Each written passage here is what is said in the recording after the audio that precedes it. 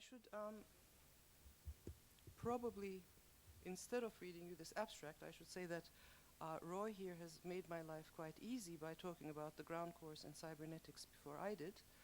And it's no coincidence, because my PhD topic is about the ground course. In fact, the ground course is the reason why I ever decided to do a PhD in the first place, because I became completely fascinated with it, and was thinking, sought means of bringing it into the future, if you will, to reinvent it, to re-implement it, to adapt it to computational environments.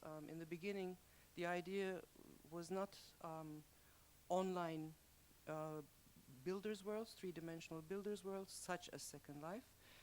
That came later, because Second Life actually came later.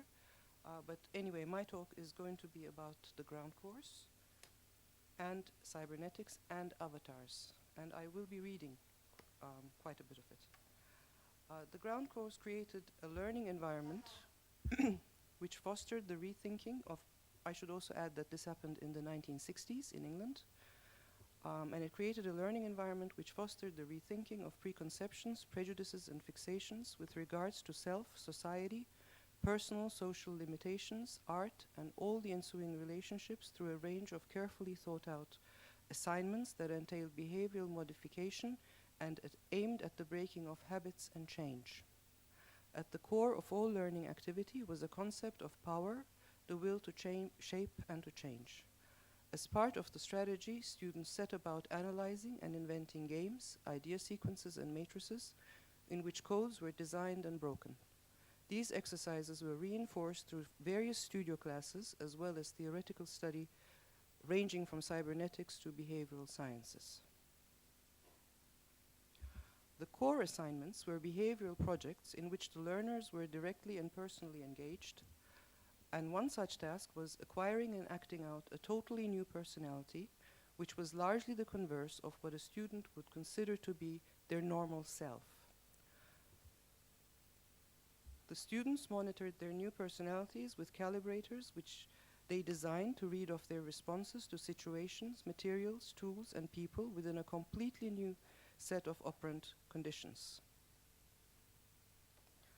These new personalities were asked to form hexagonal groups, which had the task of producing an ordered entity out of substances and space, and embarked upon with severe limitations on individual behavior and ideas. Concluding the 6-week-long assignment was the full visual documentation of a process which had demanded full engagement from its participants. Throughout the behavioral exercise, a step-by-step second-order cybernetic observational system was skillfully evoked and enacted, reflecting upon and becoming aware of the flexibility of their responses, their resourcefulness and ingenuity in the face of difficulties. What they assumed to be ingrained in their personalities, they now tend to see as controllable. A sense of creative viability is being acquired. This is a quote from Roy Ascott. So the ground course employed the creation, enactment, and observation of new personalities as an integral unit of its learning system, which was brought into being through groupings of individual students. This approach can certainly be brought into the metaverse through the participation of discrete individuals. However, a second approach, involving the many different facets of a single individual engaged in self-reflective observation, may also be in the offering. Alt avatars are supplementary accounts through which a virtual world resident can evoke multiple identities. While some users prefer to operate alt avatars as standalone personalities, an equally common scenario is that many different selves are logged into the system concurrently, creating setups which are almost akin to child's play involving many dolls. Harris describes children's role play using externalized objects, saying that children create such characters out of thin air, positioning them at various points in their actual environment.